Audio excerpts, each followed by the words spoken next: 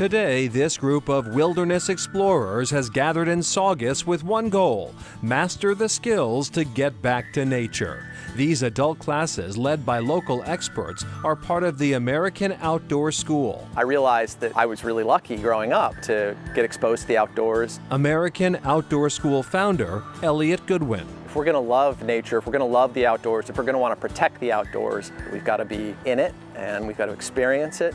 And that way we begin to learn to love it. Classes include wilderness survival, tree identification, and camping 101. So what I'm really looking for is vegetation that catches my attention.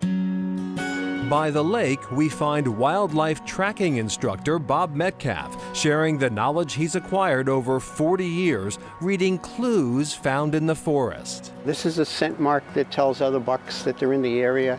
It tells the does that they're here. It's sort of like the deer's Facebook page. Metcalf tracks animals, but he is not a hunter. His interest is purely educational. When you start to interpret behavior, the animals become your teachers. That's why I love tracking, is that it helps me find all the connections in nature and understand better how things work together. Take a look at this. This is an old beaver chew. We've got a great group of people. Some of them have been coming back for like 14 classes in a row now, and they're really getting good at this stuff. At the end of every class, we pick a place to put up our trail camera. And every single one of the animals that they identified, coyote, deer, raccoon, showed up on the video clip. I think that's almost all you have to do, is be out in nature and spend some time, some quiet time, and you realize this is our home. And occasionally, it doesn't hurt to look up. I remember looking at some owl sign on the ground, and somebody finally looked up and saw the owl right over our head. Look up once in a while.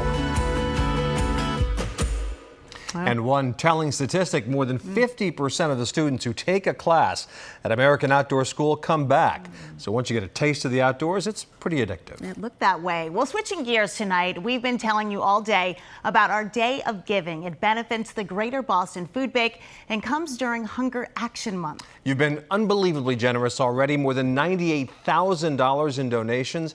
If you are able to contribute to our Day of Giving, there are a number of ways to do so. Use the camera on your phone to read that QR code on your screen to get directed to the website.